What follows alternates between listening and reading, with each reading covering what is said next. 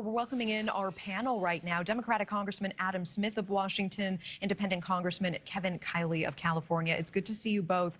Representative Kiley, why don't we start with you? We were just hearing from our Brooke Schaefer there that Cuban leaders, hoping it doesn't come to pass, they are preparing their military for possible U.S. aggression. Would you support President Trump's idea that he is floating now of taking the communist island? I don't know how realistic or imminent such a scenario is at this point. The reality is that the United States has a number of other priorities at this point when it comes to foreign affairs. Now, that being said, I think that all of us would absolutely aspire to a free and democratic future for the people of Cuba, one that would be mutually beneficial to their people as well as the United States. And so, in the long run, I think that's what we would love to see. But in the short term, I don't know how realistic that scenario is. So, Representative Smith, during his second term, we've seen the president already undertaking military operations in Venezuela. We see the longer war on Iran. Does this give him confidence that more military intervention in Cuba would be successful? And would you support military intervention there by the president? No, absolutely not. I think your first 15 minutes of your report here is an extraordinary walkthrough what President Trump has brought us to. I mean, look, it's chaos, violence, death, suffering, destruction all over the place. And his only answer to it is escalate, escalate, escalate. So no, I don't think we should be going out there and starting wars in every conceivable corner of the world just because there's a country doing things that we don't like.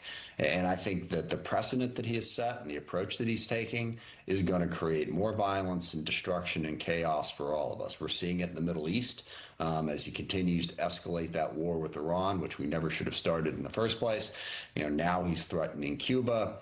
I mean, we all thought when he ran that the point was we're going to focus on America, right? We're going to deal with our economy. We're going to help people get jobs. We're going to bring down inflation.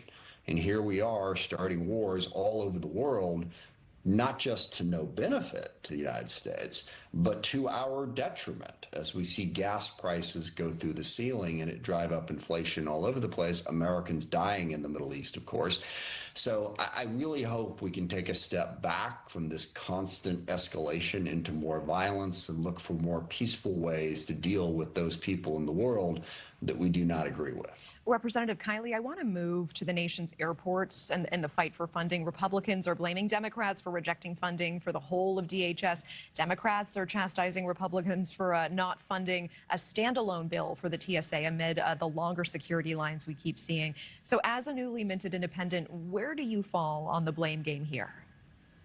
Well, I think the blame game is the problem, that's where so much of the energy goes, is trying to blame one side or the other, as opposed to the two sides trying to find a solution that will actually get us through this crisis and benefit the American people. So I've actually sponsored a bill to pay TSA agents to make sure that their paychecks are not withheld just because Congress can't get its act together and pass a funding bill. I think that the quickest, easiest, and most effective way to end this, shutdown is to pass a full DHS funding bill that is bipartisan. That'll make sure that our TSA agents get paid, the Coast Guard gets paid, FEMA gets fully funded. And so to the extent that this ICE issue is what's preventing that from happening, we just need to find bipartisan common ground. And I think there is plenty of room for that when we have, some common sense measures that I think are supported on both sides that could effectively focus the mission of the immigration authorities and rebuild public trust. So we just need to act with urgency to reach that agreement, get a full funding bill passed, and be able to then move on from this. So, Representative Smith, we're almost out of time here, but President Trump telling News Nation no deal should be made on DHS funding until the Save America Act is passed. Your response to those comments and ICE heading to airports to help with security starting tomorrow? Sure, I completely agree with Kevin. I mean, that's the two-step process that we need to take. We should go ahead and fund what we can agree on now. Should have done that a long time ago. It's TSA, FEMA, Coast Guard, basically everything in the Department of Homeland Security that isn't ICE. We should fund that. We have bipartisan agreement to do that. We have a discharge petition on the floor of the House to force that vote. Right now, Speaker Johnson and Majority Leader Thune are not allowing that to go forward. I think they should.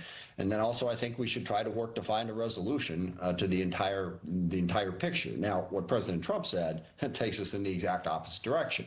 Now he's saying he won't do any of that unless he gets some unrelated piece of highly controversial legislation passed. And again, this is who President Trump is. Escalate, conflict, coercion, no agreement. The American people are not benefiting from that at the airport or in all the global wars that he is starting. Let's get back to trying to work together and solve problems.